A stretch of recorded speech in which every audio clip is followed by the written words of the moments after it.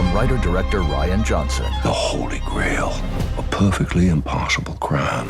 Wake Up Dead Man has critics singing its praises. God help me. Anything else? It's a deliciously entertaining mystery. That's nice. It's certified fresh. It's a miracle! Okay, you're freaking me out now. It's the best Knives Out movie yet. This case is solvable, right? Oh, you'll see. It's fun. Wake Up Dead Man, a Knives Out mystery starring Daniel Craig. Now playing in select theaters on Netflix December 12th, rated PG-13. Another game, another defeat, and after falling flat yet again, this time to the box, we have a lot of weeds to come through. Let's start the show.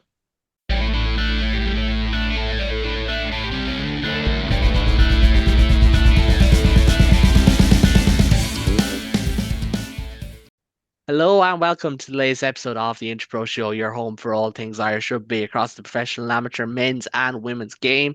We have Adam and David with us so far. We are hoping that Ben will arrive at some stage, but we shall see as we reflect on a disappointing loss to South Africa on Saturday. And out of fairness, because David was there, I'm not going to ask you to start things off. I'll let you just ease into it a little bit because it must have been tricky. A lot of people just said it was a very weird game, and I understand that. So Adam, from your perspective, watching on presumably TNT Sports, Yeah. what did you make of this one? Bizarre. Bizarre. It sort of like lost the run of itself, but then again, I can't help but think like it sort of went in favor of whoever. Like it was just bizarre. Like you had the first 5 minutes with Zulu nearly taking the head off someone, and then went to the TMO. Referee stopped it and went, nah, there's no need for a card, guys.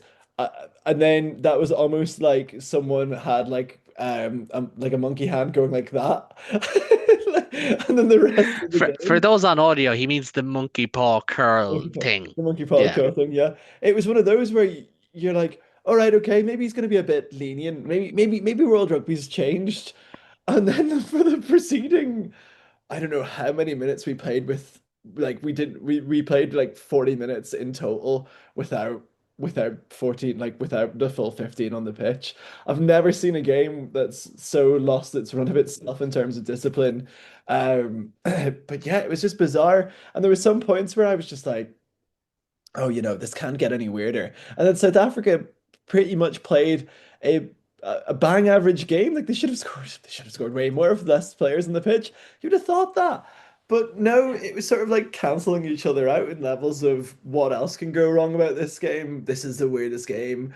It was one of the weirdest games I've ever watched. I can't imagine what it was like in the stadium for David, but I can just imagine it was really weird. And like having commentary to try and explain what's happening was another thing as well. You're just like, oh, Did you not do a good job? Is that what you're implying here? Not that they didn't do a good job. I think they were struggling to try and make reason with it themselves. I think the referee on the actual the microphone on the TV explained it quite well in terms of like, you're intentionally doing this, so I'm going to put a stop to it immediately and yellow card. And that's when the yellow cards start coming out for like, I think it was Crawley sort of lazy arm, and then we had the 2 10s on the 2 10s on the sin bin, which made Mac Hansen at 10 and also Bundyaki at 8 for Ireland. So there's a couple of things that went really weird, but yeah, it was bizarre. I can imagine as a neutral it was very entertaining to watch, but as a fan I was just really confused. It was bizarro world times like 10, like even just the fact that the first half took an hour. When Crowley gets his yellow card, Keane Prendergast's about to come on, so Ireland go down to 12 momentarily, and then there's another card not long after, and it's just such a mess. And it starts with that O'Brien incident, which should have been a card. And like I tweeted it, I stand by it. I don't think Matthew Carley had a bad game. I do think he got that call in particular wrong. The tackle from Sasha Feinberg and Gomzulu on Tommy O'Brien. Everything else I thought he was okay. But actually, and we'll be talking about the scrum in a minute, I actually think he penalised the wrong person in the second half for the scrums. I actually thought Paddy McCarthy got penalised for engaging, whereas Finlay Bealham was flopping to the ground, hoping to get a reset, hoping to get whatever. To me, that's worse. But obviously, Dixon was McCarthy's side as well, so he was probably looking at it that way. But yeah, it was just such a strange game, and that's everyone's sense, isn't it, David? That like this was billed as like this is the clash, this is whatever, and everyone left feeling like, what in the name of goodness have we just witnessed over the last 2 hours and 10 minutes? It was an intensely confusing game. Like even being at it, like I hadn't obviously I'm there, so I'm watching it and I hadn't kept track that you tell me the first half took an hour makes sense. It felt incredibly long. Now I will say it felt incredibly engaging as well. I do think it's a more engaging spectacle when you're not winning, when you're on the edge. We weren't possibly weren't being smashed completely out the gate. I was looking back over results and I was like, well, they scored less against us than they did against France, so small mercies. But like it was a game where it felt like we were like right there while never really feeling like we were going to win it. The atmosphere was good in that both sets of crowds and there was a very strong Springbok support there. Were very engaged and Matthew Carley can have had no question about how any of his decisions, excuse me, went across because the crowd was in no uncertain terms to let him know just how they felt about it. Um, for my own piece, I think the one of the strangest things for me was looking at the clock. I think it was 70 minutes and realizing it's 70 minutes and we're still in touch. It didn't feel like we should be at that stage with the four yellow cards, the red card, the eight. I don't know, I want to say it was 18 penalties. Like 18 it's penalties, yeah, it's six at the hard to scrum. believe we were still, in that final 10 minutes on an attack and one try away from it being a one score game, a 4 point game. Like it was a very, very, very odd spectacle. And yeah, like we all remember like the two games down in South Africa last year were good, but I think the 2023 World Cup pool clash has to go down as one of the most titanic fights between the two, where they were just both at an incredibly high level, and Ireland just got the edge. And I hope everyone who watched that game remembers the very last play of that game was a maul very close to Ireland's line that we somehow managed to hold up and turn the ball over. Like Tag Burn it coming was up clutch again. so close to going the other way. Like that's a title fight. This was something else. This was a really weird mud wrestle while an Englishman watched on. It was a very strange game. Can I butt in there for a split second, David? Because you watch more rugby than myself and Adam, and that's not like a slight or anything. You just do. You watch more than the two of us. Is there a case to be made that like all the tinkering of the laws has led us to a weekend like this as well? Because like I think it was Will Slattery made the point on the Indo. It's like we had such a good product in 2023. Even Yeah. like the low key games were like pretty poor. And I'm not talking about the scrums. I love a good scrum. I love a good maul. But just a general sense, it's like rugby was so close. It was so close to breaking, like to just tipping over the iceberg of perfection. And now it's like, Yeah. oh, some of these games are just tough to watch. And this game was, yes, it was engaging, but it was also kind of tough to watch. And so was like so many other games over the autumn where it's, I don't know, what's your take on that? Yeah, it's a weird one, and I think it's that no one change necessarily is what did it, but the we've ended up in a weird kind of situation with a lot of emergent properties. We've definitely ended up in a situation where kicking seems to be much more rewarded. It's the meta Um, of the game now again, isn't it? and nobody likes kick tennis. Like a good kick is good because it should stand out in and of itself. But just to watch lads belting the ball back and forth in hopes that somebody's going to blink is not fun. The change to the escorting laws, I think the idea there was to encourage competitions in the air. The problem is that we now have incredibly tight restrictions on any kind of aerial contact. Andrew Osborne fell a fell of that in a Leinster game recently where he would argue that he did go up in the air, he just didn't go as high as his opposition, and he ends up getting a red card. So that kind of thing then leads players to be less inclined to directly compete. And even when two players do get up and compete, I always remember that Rob Kearney Lions test where he just established himself as one of the forces in terms of fullback play. And it was up and he would catch every ball, taking balls every single time. Mark Hansen did it in Australia. But more and more now, because of the the way the escorting works, we're rewarding the slapback a lot more as well. So it just feels like, and even in the lineup, it feels like there's a lot less clean ball in the game. And I don't know exactly why that is, but Yeah, it feels like a messier, scraggier, less exciting game. It feels like we've disincentivized phase play. We've disincent, and that definitely comes across in Ireland's attack, which I'll talk later. It feels like you go if you're out there, you go 1-2, kick the ball. That's kind of the way it is now, and that's rewarded. The scrum, I like a good scrum. I feel like maybe South Africa possibly overdid it a little bit. Just from a spectator's point of view, and it's not even really the penalties. The penalties obviously are a frustration if you're on the receiving end of them. The resets, I would be much happier. I would almost take more penalties or more free kicks over resets. I hate scrum resets. I think everybody hates scrum resets because he turns the clock off and you don't know how long it's going to be before it comes back on. Um, but yeah, I think we just want flowing rugby and seeing players kick that much and that being the more rewarded style. Yeah, it does feel like I don't know. It just doesn't feel as fun anymore. Yeah. You still do get it a little bit, but it seems to be more player dependent. Like if a breakdown happens, it's because France have a really fast guy in the center, or because Italy have their Monty Ioane on a wing doing something mad, or South Africa with any of their backline. More so than the systems really rewarding that style of play. The systems reward kicking and heavy and yeah, it's definitely led to a It's product that feels like a step back from where we were 2 years ago, which is never how you want to feel. no, there's an air of uniformity around Test rugby at the moment. I feel like Yeah. everyone's playing a very similar brand, whereas 2023 you had this unbelievable Jouet French team, more counter transition, but more on ball than anyone else. England and South Africa were very kick heavy. Ireland were the definition of perfect counter transition rugby. New Zealand were New Zealand, and it was a lovely mix. Whereas now it's like, yeah, the kicking game is so overpowered at the moment, and the line out is the most important thing in the game as well. Now they've tweaked that, and obviously with the contestable in the air, it's a little bit different, but it is interesting to see which way it goes because we are so early in the season as well.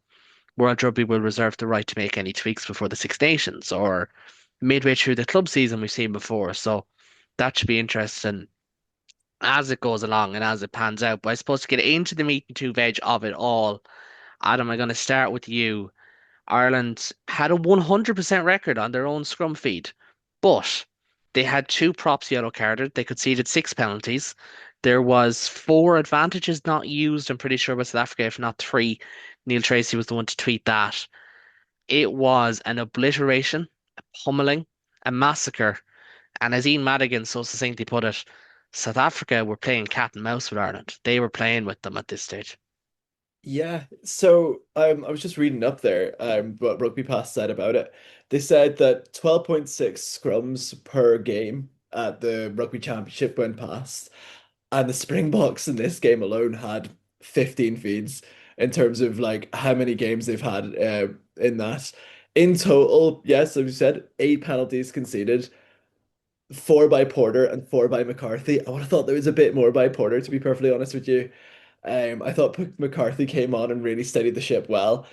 But yeah, it was just really like it was the example of Rassie Erasmus's really keen eye to detail in the fact that he pointed out a big issue in our scrum is how Andrew Porter sort of shifts his weight onto one side if he's struggling to scrum, and their tight head just went in for it. And having eight scrum penalties conceded is, to be fair for Ireland, probably one of our worst scrummaging performances that we could do. I know that we had 100% of our ball, but we only had four scrums compared to that. Like, of course, it's the way that they feed the ball in. There's that old talk now about actually checking where the scrum half feeds it in because, nine times out of 10, if that was in the middle, we would have probably gotten pummeled again. So, yeah, it was really interesting how, you know, South Africa made a complete like dinner out of us. Their scrum was incredible to watch, and there was times where our scrum just went back, like just went completely back and just disintegrated out the back. You don't really see that in internationals. You see that more in club rugby, I feel. But to Yeah. have that in an international quality of game when we are like in the top five of the world and they're number one, they quite clearly are number one. That was just mental to me. But yeah, I feel like the scrums were just completely demolished. Like South Africa did what they could well. They targeted their man, they targeted the loose, And when Finley Bealham came on, I think you're right. At the before with when Finley Bealham just kept on flopping. He just kept on flopping, and it's almost like to a degree, you want your props to play the referee. But when we have so many penalties against us, you don't want to play the referee because he will 9 times out of 10 be like, oh, it's probably the loose head again. That tight head's playing so well. Because that's what the referees do.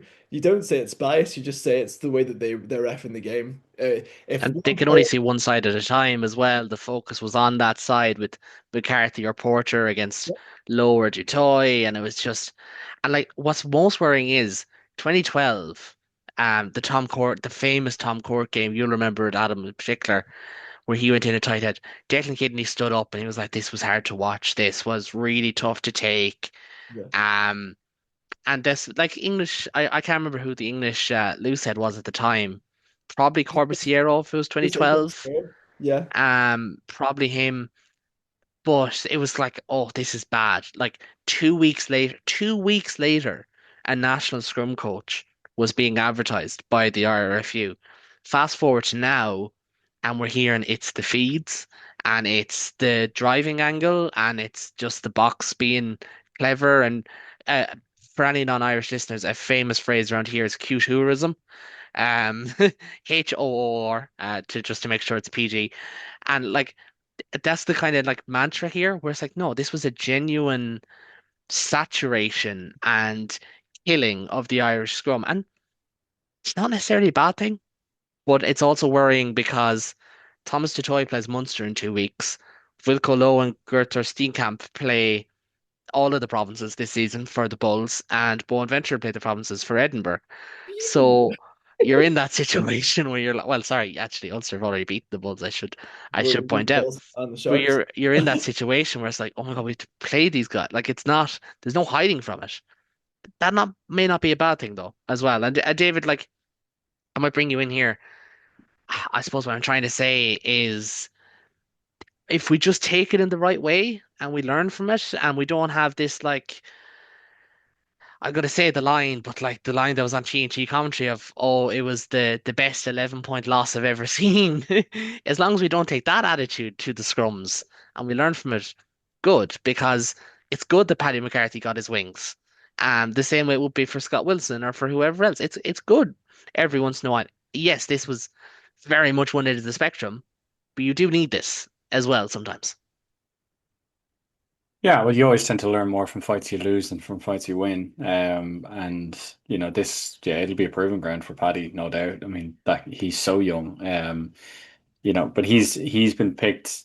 The reason I was given that I've heard mentioned that he was fast tracked is they had a training session between the seniors and the under 20s, and he was tearing strips out of the senior lads as an under 20, and Andy Farrell kind of went, this is the guy I want. So like. Yeah, it's a tricky one for me because the scrum was so obviously an issue. We were so obviously dominated. We were dominated by the team in the world that is like always judged to be the best at the scrum. It's to say South Africa had a dominant scrum. It's like, well, yeah, of course they did. Like and rain is wet. Like, but it's not a surprise. I think the frustration for Ireland is probably that frustration slash concern is that if you go, well, Andrew Porter didn't have a good day at the scrum. Yeah, definitely. The penalties were warranted. The yellow card is the end result of those. I don't know that there's a ready-made someone to slot in. And, if you wanted to go even a layer deeper, you can make the point that the way that Irish rugby not, and this isn't Andy Farrell, I mean, Irish rugby as a whole approach to scrummaging is different. I know that we don't scrummage quite at the same level at underage levels, the way that the South Africans do. They kind of live and breathe the scrum. It is their bread and butter. We only do That proper being scrummaging at 17, essentially. Yeah, that being said, it doesn't usually lead to an 18 penalty, two yellow card capitulation. So there's an element of yes, we were always going to be on the weaker side of this, but at the same time, this shouldn't be what happens. And like, look, at the end of the day, there was a perfect storm effect there. Andrew Porter's not the strongest scrummer in the world. He lost James Ryan behind him early on to a yellow and then red card. Ryan Baird comes up into the second row, and that's not a position that he has a ton of familiarity with at that level. Um, we already had, once it goes against you, the tide kind of turns, and when the referee is always on that side of the scrum watching what's happening there, it can be hard to start painting different pictures, which is why you have to paint a positive picture early.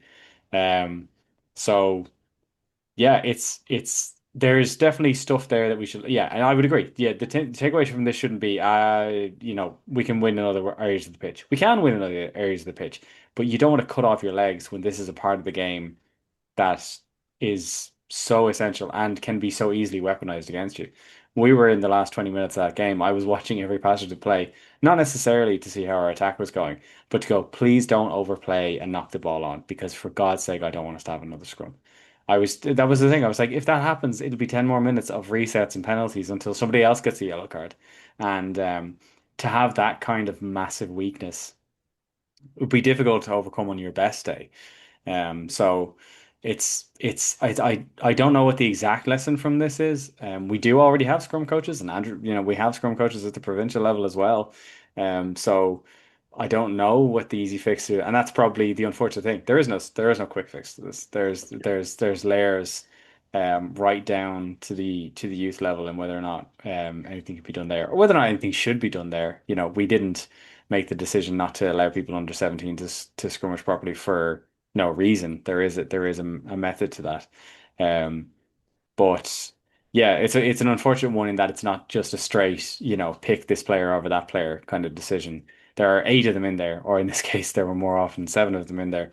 And yeah, there's a mix of system and player issues that need to be addressed, but they do need to be addressed because South Africa are not the only big team out there in the world. France are waiting for us in Paris in the Six Nations. They're big boys who love to scrummage too. So we can't be leaving that big an Achilles tendon sized hole in our uh,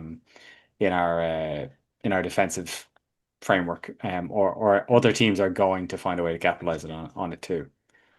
Genuinely. And like that was one of the things I was going to say. It's like maybe sometimes you can kick a can down the road, whether it's line out or scrum or whatever.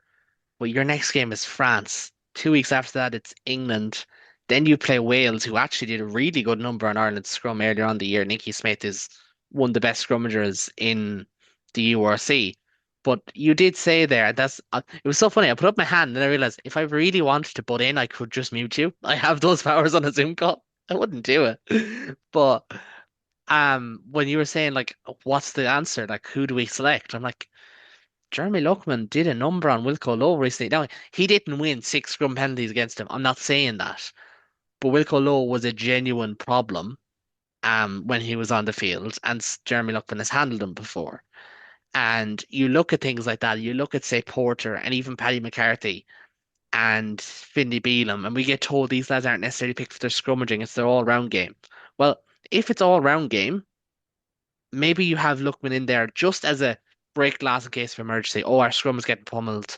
We'll have him ready to go. Or if it is, we want lads with more pop in the carry, then why hasn't Scott Wilson gotten a go? And that's the thing. I just haven't been able to square that circle in my head over the weekend of like, and I 100%, like as we both said, you can't just explain away and be like, oh, it's fine. Like it'd be fine. There has been a little bit of that from Ireland with the scrums, and it's kind of like in 2022, it was Reynald's fault. In 2023, it was Barnes's fault. For some people, no one here, for some people, it was Carly's fault this time. You can't proceed like that. It has to be looked at. And I genuinely hope Ireland do. And I think if Ireland do continue to have this like non-focus on scrums, or even on line out or whatever else, or on tight head lock or on centres, all of these issues are going to bubble up above the surface eventually. And we will get on to looking back at the autumn as a whole right after this. But Adam, just for a closing word on the forward play, it's also important to note, like, yes, South Africa have big forwards and they're very, very good. But they have big forwards who can tackle. They have big forwards who can disrupt the line out as well. And like one of my not favorite moments for any given reason apart from admiration for this player, but Peter Steph Toy's late tackle on Sam Prendergast near the end, for the pure fact that he did not get a chance to lay a finger on Sam Prendergast all game. But when it came to the end and he got that chance, he took it because that's the mindset South Africa were in. And again, the whole cat and mouse thing, they had such a focus and a desire. And there's a reason why a lot of people felt after about 20 minutes, oh yeah, South Africa are going to win this because they just had that steeliness in their eyes. And that's one of the reasons they are undoubtedly, hands down, the best team in the world right now. Yeah, they showed like once they were able to buckle down and they had that sort of fight in them, it was sort of like when we watched them against France at the start of this, like this sort of autumn. Like once they're determined, once they're fighting, they've taken so many big scalps to this Northern Hemisphere tour as well. Their pack was motoring. Like I feel like for an Ireland fan, having no second row on the bench really, really proved to be a fatal error in terms of, Andy, I know that he can't predict red cards, he can't predict injuries, but in this sport that it is, and in this current climate, losing a second row and replacing him with Ryan Baird, who has had a really good Nations Cup, like Autumn Nations, I feel like him going into second row where he's not as comfortable really showed in that sort of scrummaging as well when it comes like that widened the gap even more for South Africa. But their pack was incredible to watch. It was just such a joy. At Sabeth and what's the other second row called? The one Etzebeth was alongside third. Nortia. Not yeah, yeah. Yes, he was phenomenal. I just thought like watching him play as well, it's just explosiveness off it as well. You really do have to respect the level that South Africa got to beat us, whilst also considering that that wasn't probably the level. Like they were so focused on winning that when they were winning, they almost put their foot off because they were like so focused on winning almost. There was a couple of kicks that went a bit askew, but yeah, they were determined and yeah, as you said, best team in the world. And undoubtedly at that. And look, this was a game of long proportions. Like I couldn't think of anything else to say at this point. But one of the things you want to touch on, David, as your takeaways is the Irish attack. I spoke about this, wrote about this. I don't know, wrote about this in a piece for All Things Rugby. There are question marks at the moment, and you're going to take us through some of them. Yeah, I suppose the main question for me is, and like we can even touch back on what we said about the scrum, that if they're these players who are not being picked for the scrummaging ability, they're being picked for other talents. They do then have to show those other talents to justify that selection. If you want to say that, Jeremy Lockman is maybe can scrummage better than Porter, but Porter is a better all-field player, then he has to be a better all-field player to justify the to continue to be picked. Yeah, I guess it's been an ongoing frustration, like of me watching Ireland in that. Um, when it came to the Japan and Australia games, against weakened opposition, we were able to open up space, we were able to create it. But South Africa, and like to be fair to the issue, South Africa was always going to be a more difficult prospect. They kind of pride themselves on their defense. But I think the frustration for me, it really coalesced in the last 10 minutes. We only scored the one try in the rest of the game. I think up until that point, the balance of possession was very heavily with the Boks, or certainly felt that way. It felt like penalties were going against Ireland, cards were going against Ireland. The opportunity to attack was not there. It was a very defensive focused game. When it came into that last 10 minutes, if we'd scored at the start of those 10 minutes, we would have had the opportunity to win this game. Even by the end, it was a minute or two to go, and I thought, if we score here, it's a 4 point game. It's probably not. You could argue up and down whether or not it's fair of if we deserve to only win by 4 points, but I thought that would have been an acceptable end. And Ireland had what should have been a perfect platform. They had a string of penalties. That balance finally started to shift over to themselves in rapid succession. They had a kick over into the right hand corner from Maul. They had two tap and goes in the middle of the field from various positions taken by Roland Kelleher, and they showed no imagination.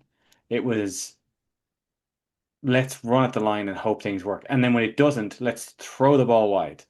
Sam Prendergast always loves a big floaty wide pass, but he was going way over the top in the hopes that it would find someone. And unfortunately, with these floaty passes, when you're that close to the line, it takes so long to get there. By the time it does, there's usually a defender out there too. Craig Casey attempted The scrum half famous, behind the back, whip it wide pass to much the same effect.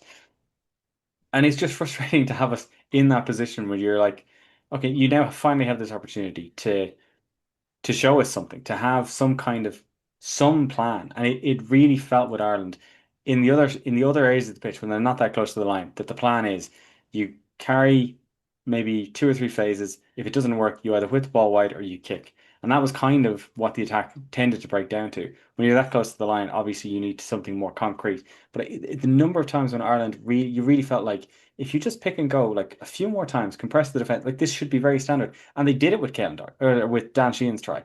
There were 13 players on the pitch and they were able to do it then, which really begs the question then at the other end of the pitch, with so little time to go and South Africa surely tiring, obviously the Irish lads are tired too. The lack of invention, the lack of idea, the lack of I don't know. Like I have a friend who used to play rugby for Boyne Hooker. Shout out Jerry. We were talking about the game afterwards, and he said it's an old phrase in rugby, but we used to say you have to earn the right to go wide. And it feels like Ireland don't work to earn that right anymore. They go wide way too early. And the result is that the defense is still wide enough spread to catch them because they haven't put enough forward pressure directly in the middle of the pitch. And maybe it's the fact that we didn't have Joe McCarthy in the team. James Ryan was gone quite early on. Um, that we didn't have someone, but like this is the kind of thing where you want someone like Andrew Porter to step up. You want someone like Jack Conan or Caolán to step up, a hard carrier. And it just felt like we didn't have someone who was able to do that kind of hard carrying. In the centres, you'd be usually looking to Bundy Aki to do the same thing. Stuart McCluskey, that was what he was such a revelation when he played at the start of this series because he was doing that. He was making gain line. And the result of that was the defenses were compressing in around him because they had to stop him getting across. And then, Mac Hansen's tries, that space was created by the forward pressure of Stuart McCluskey's carries. In the absence of that, there is no pressure at the point of the carry, so there's no pressure at wide, and so there is no hole for you to get through. And I think the thing that frustrates me is that Ireland, particularly under Joe Schmidt, as well as being a technically competent team, they were a clever team. They had plans, they had ideas, they had moves. I always think of Jack Conan's the throw to the back of the line out and Jack Conan's throw back inside for Keith Earls to shoot through the hole. Beautifully executed. You can't do it every time, but when you pull it off, it's fantastic. Hugo Keenan's try against France off the goal line dropout, where James Hull gives the pass inside Caelan Doris, and he's so sure the move is going to come off, he starts to do his hair because he knows he doesn't have any part to play in the rest of the move. But we had ideas. At this stage, it just didn't seem like we did. And maybe it's a plan. Maybe the long-term goal is you 2 years out from World Cup. This is not the time to try anything fancy. But there's a frustration in watching this. And we said this before that if you're going to go for the win always strategy, you have to win all the time to continue to justify that strategy. If you're not going to win all the time, you need to make it enjoyable anyway. You need to have your fans come away and go, that was still an enjoyable match to watch. I'm still happy with the caliber of rugby. And while I'm reasonably happy with some of the defensive performances, just in terms of being down so many men and being under pressure for so long, an element of that is also that South Africa were so intent on putting pressure on the scrum that they didn't take points that they should have taken. They didn't go to the corner when they probably should have gone to the corner. They probably could have run that scoreline up a bit higher if they hadn't been so focused on just punishing Ireland at the scrum. But in the absence of actually winning the game, you know, there was the attack just didn't feel like it didn't feel like there was the intent there. And it's a really frustrating thing to be at the end of the game and go, this doesn't matter. Even if we score here, we're not going to win and they're not going to lose. And yet still their will to defend is outweighing our will to score. And that's a massive frustration. And that I think, unlike what we said about the scrum earlier, with not being an easy fix. I'm not saying it's an easy fix, but that should be an obvious one. It's like there has to be, Andrew Goodman is hopefully in there for a reason. They have sports psychologists, they have attitude in there, and they should have leaders. Andy Farrell said this in one of his press conferences before the match that one of his focuses is going to be on going to his leaders. I'm going to people like Dan Sheehan, who's captain Ireland. I'm going to Caolán Doris. I'm going to Ty Furlong. I'm going. You're the leaders. You're there to lead. You have to lead now. If you don't, serious questions then have to be asked about why you're the one I'm trusting to lead the team. So I kind of went beyond the attack, but that was kind of my take on that whole side of the play because we were being punished so much in the scrum. If we could make up for it in other parts of the game, that'd be fantastic, but we didn't. And even when the Yeah. opportunity came to us, we didn't seem able or ready to take it. And And ultimately then that's you're why we fatigued lost. as And then you're well. It's fatigued. probably the last thing to throw in there. Like when it actually came to playing some rugby near the end, when the result was kind of beyond doubt, Ireland were out in their feet. They were absolutely gassed You from the spent South 70 African minutes being effort. mushed in the scrum. I'm sure their legs were like jelly. Ah, What the if I backs went 7 seconds munching the scrum, my legs would yeah. be like jelly. So I'm not one to What talk, what but what the what the backs were doing that whole time, I have no idea. Oh, Stretches or no idea. something, I suppose. But Yeah, probably. yeah.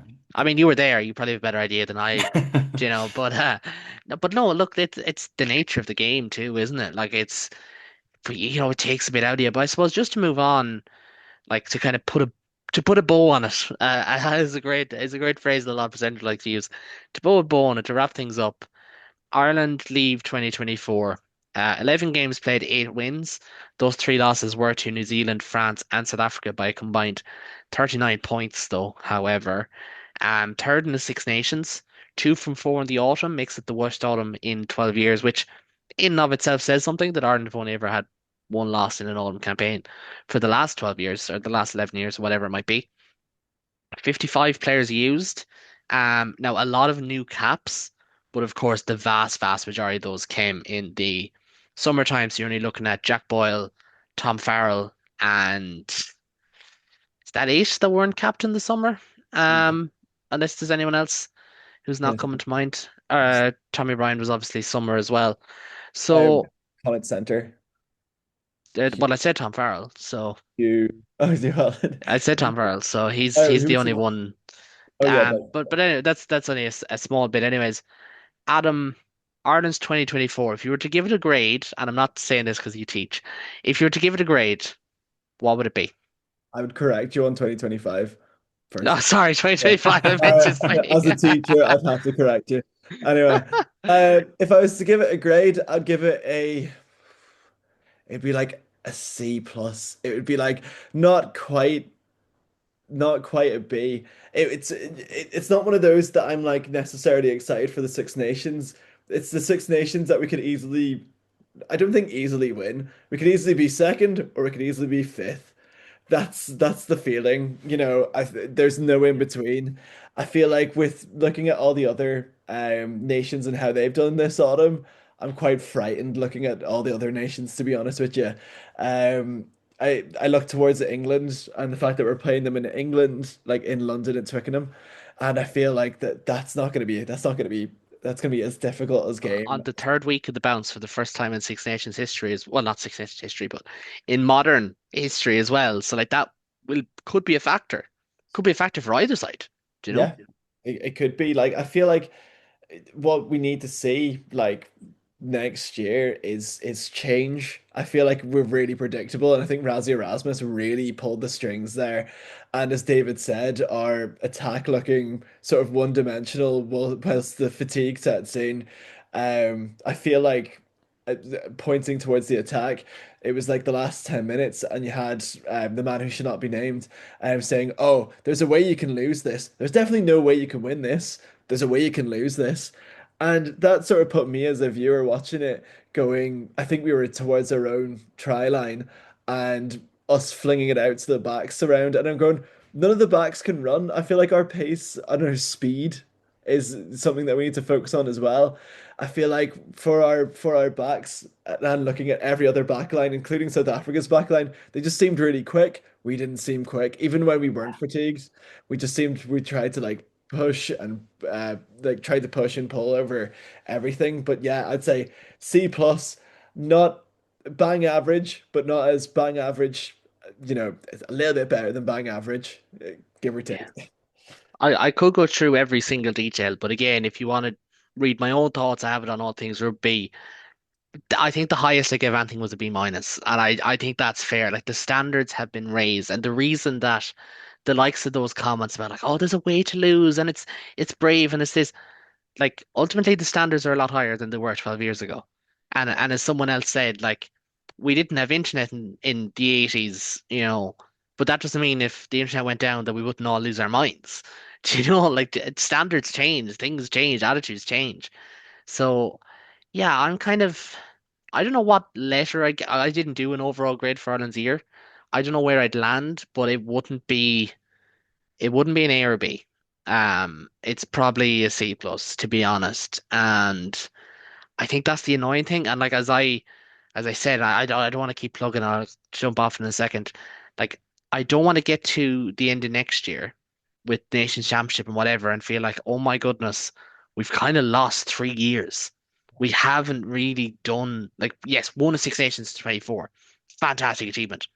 It was a two-horse race. We were guaranteed top two. I think we get top two regardless that year. So I don't want to leave, that's obviously way down the line.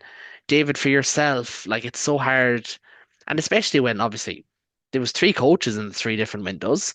Do you know, like that's a factor. And Ireland did lead France in the second half of a de facto Grand Slam decider in round four back in March. But if you judge the best teams on the best games, it's hard to be too nice. I'm not gonna say positive. It's hard to be too nice. Do you know? Yeah. Yeah, no, it is. And like, there were several well, not records, but like the whatever the opposite of a record is. There were several things like Ireland tend not to lose more than two home games a year. You could argue up and down whether or not Chicago is a home game. Or like to lose two in the Autumn Nations, even to lose more than two games a year, full stop. All of this year, the only proper. Oh, I'm going to really insult a lot of people here. The only team that maybe it would have been acceptable for Ireland to lose to that they didn't lose to were England, and England have only gotten better since that game. In fact, I think England have lost since that game. That was when their 11 game streak started. Every other team that Ireland could have acceptably lost to, I don't think we could have acceptably lost to Australia. Even with the steps they've taken, I don't think that would have been an acceptable situation. But New Zealand, South Africa, France, and we lost all three of them. And you can argue up and down. Obviously, the France game was the worst of the three. I'd actually argue the New Zealand performance was way more dire. This was probably the best of the three, for whatever that's worth, to only lose by 11 points in the weirdest game any of us have ever watched. But it's just it's a year of every time every time it was a coin flip, the coin landed on tails. And look, if that only happens one year, that's okay. And I did make the point of saying if you have to put a positive spin on it, we're 2 years out from the World Cup. If the World Cup is all we ever care about, if there's a time to have a dip, this is the time to have the dip. Rassie Erasmus only took over South Africa 2 years out from the 2019 World Cup.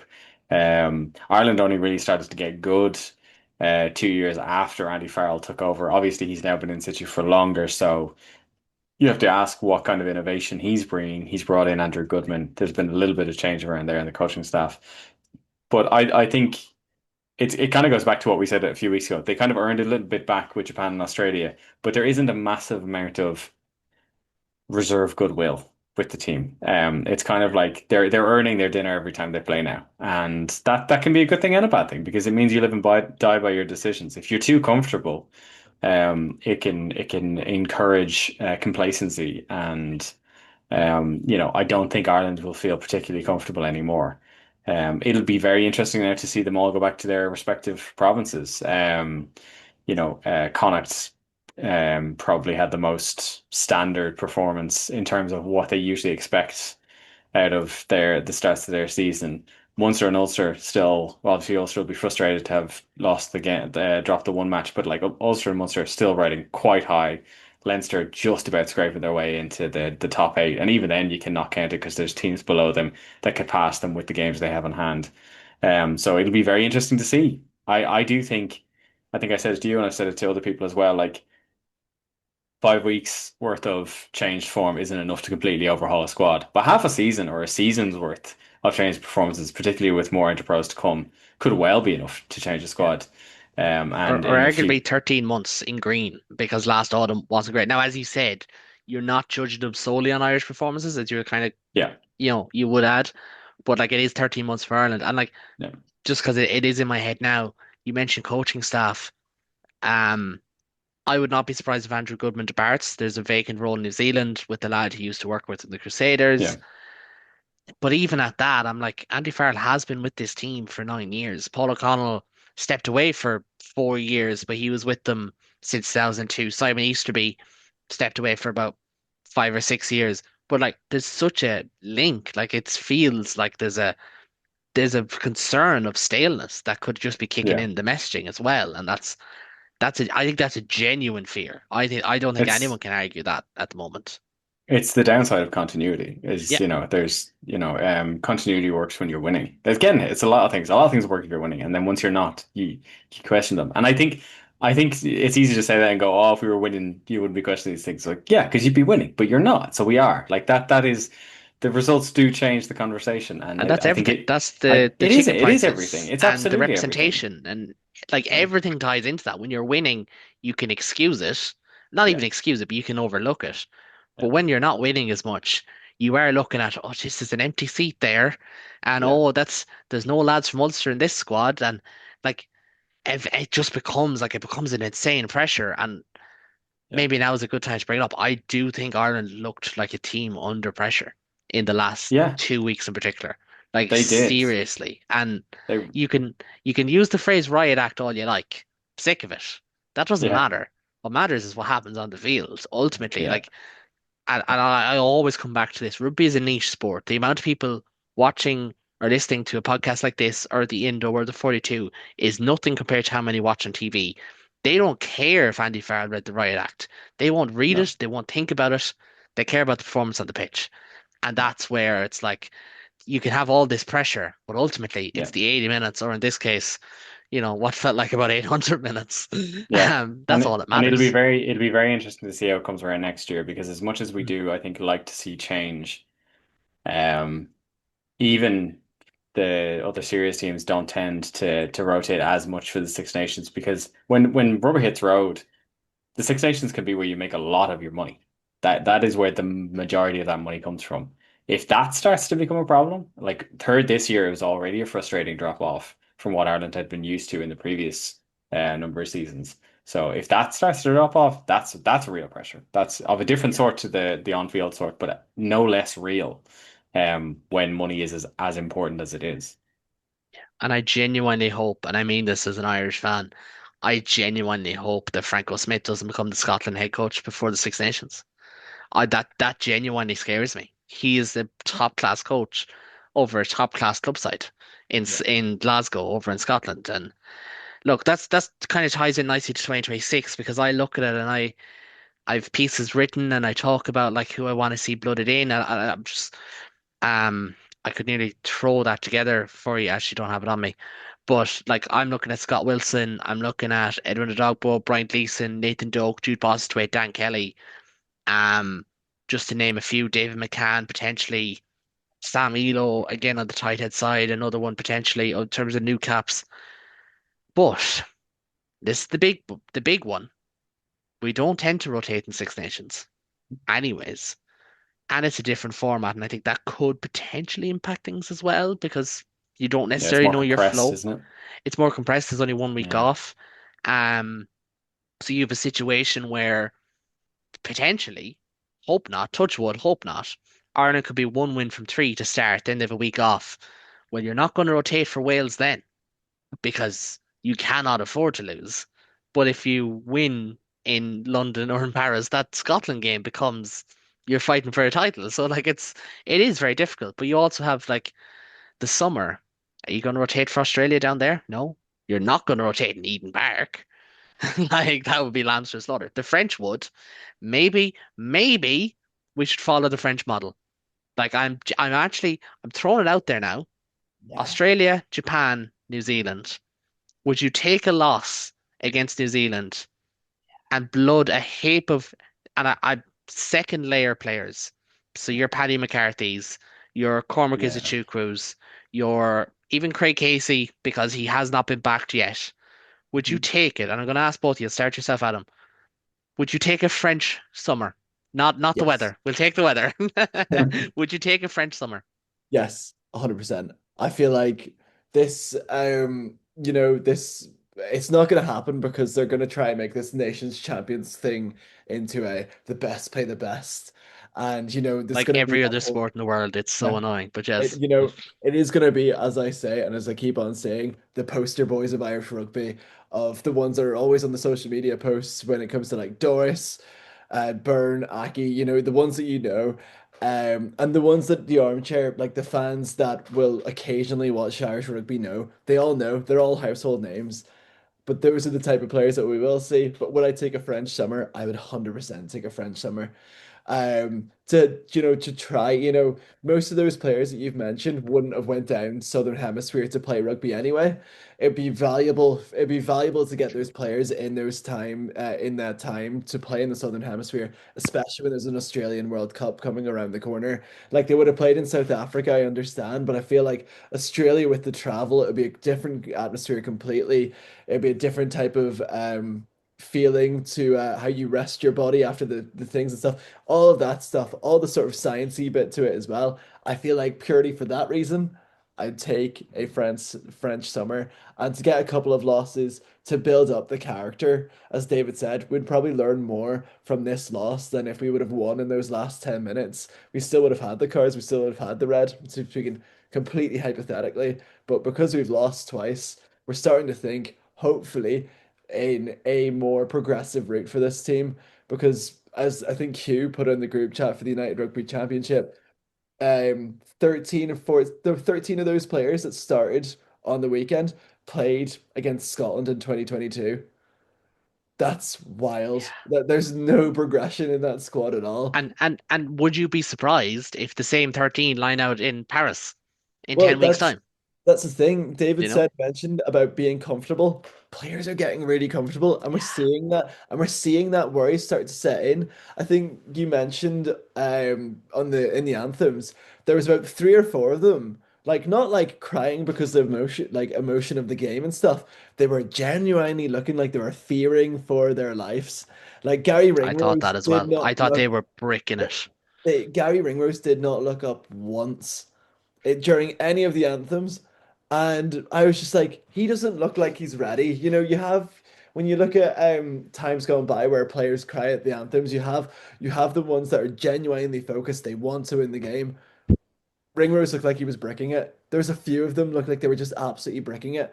And to have that in the camp, to have whatever the coach is saying, whatever Andy Farrell's saying before the game to make you brick it is not the right way of going about it, I feel.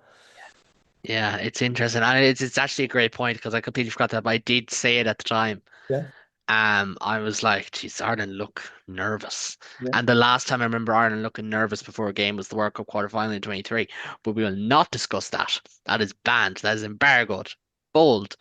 David, back to the original question. Would you take a French summer in 2026? I think I'd take a caveated one. I don't. I mean, I'd almost be willing to give up a game at Eden Park because we're not winning there anyway. But History says no. yeah, history tends to say no on that one. I don't know. I do think there's a balance because I think there's, I mean, the main thing I would say is France is great, lovely country, delightful weather, people are charming, but it's a much bigger country. They have 14 professional teams. Then they have the Pro D2. Like, they have a lot of professional players who have a lot of game time and a lot of minutes. So they're not going in like these aren't neophytes going in and playing. While I But would like to that's not what I'm see, asking here. I'm yeah, I asking for know, your but Dan like Kellys, your Jacob Stockdales. I One don't want a team team, of guy I don't want a team of lads who are going to get slaughtered because while there's a lot to be really? lost, there's a lot to be got in a loss. The manner of the loss does matter as well. Now maybe if it's a mid-level team, possibly. But yeah, I'd be all for massive amounts of rotation. I don't. If we're going to lose down there, I don't get anything out of seeing, Dan Sheehan and Ty Burn losing Yeah, a match in Eden Park more than I yeah, get out of watching, I don't know, Lee Barn and Darren Murray. It. And what an experience for those guys to play there. So, yeah, I just think unfortunately, I think given that this is the first season of this Nation series, I can't possibly see it ever happening. It is unfortunate we don't have a summer tour like the way the French went down to Australia and almost won it, to be fair to them. Louis Carbonell, very good. But yeah, no, if we could actually do that, and yeah, we do have players. You're right. If we had someone like Dan, if we had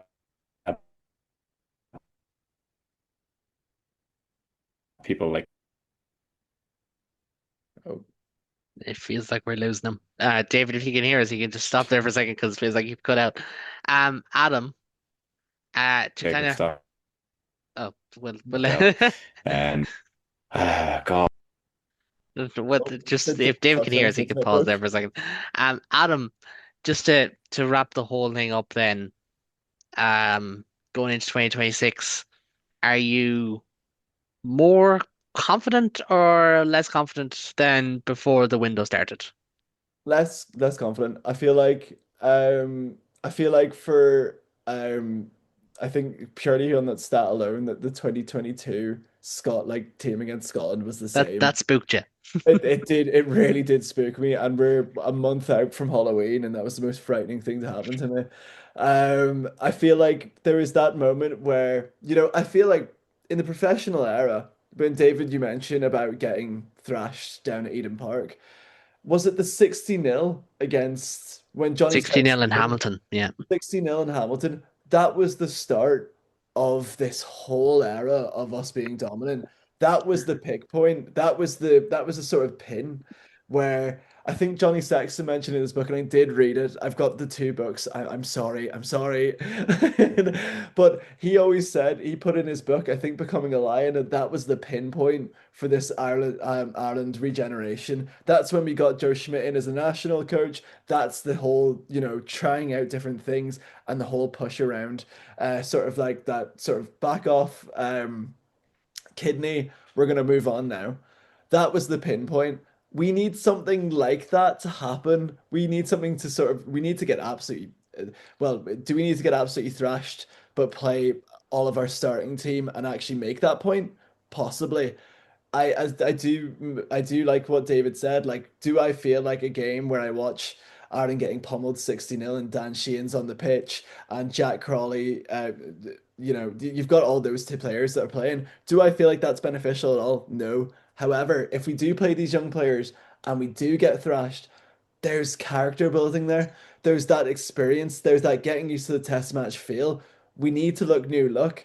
We always talk about World Cup, World Cup, World Cup because there's a stigmatism there. We've never gotten out of a quarter final. At the minute, we're looking like almost like an England 2015 team with our age profile and how we could struggle to get out of this pool stage.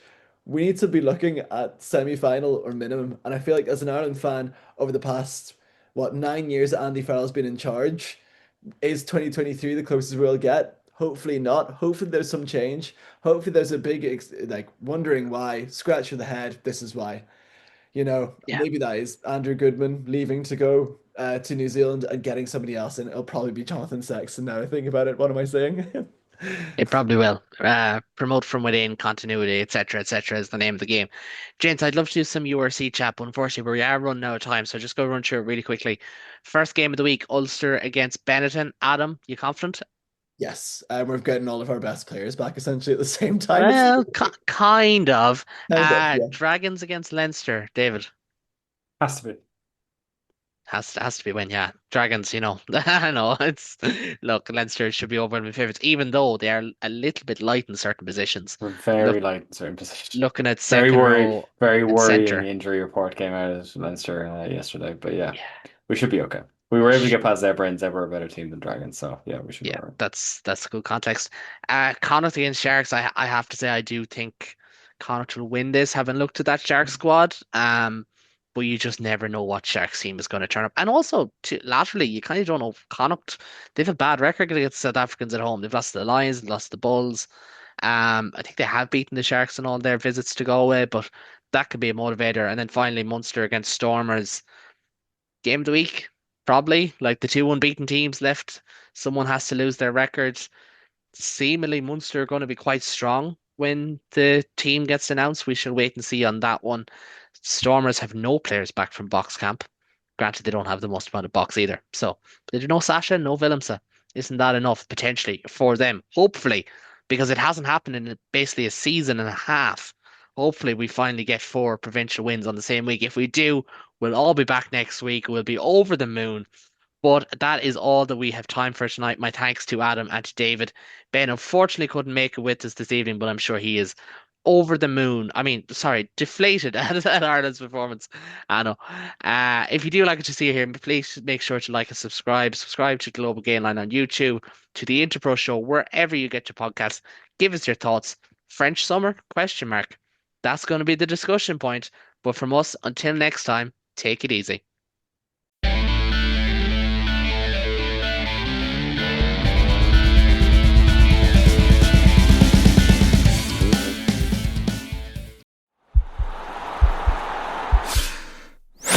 This podcast is part of the Sports Social Podcast Network.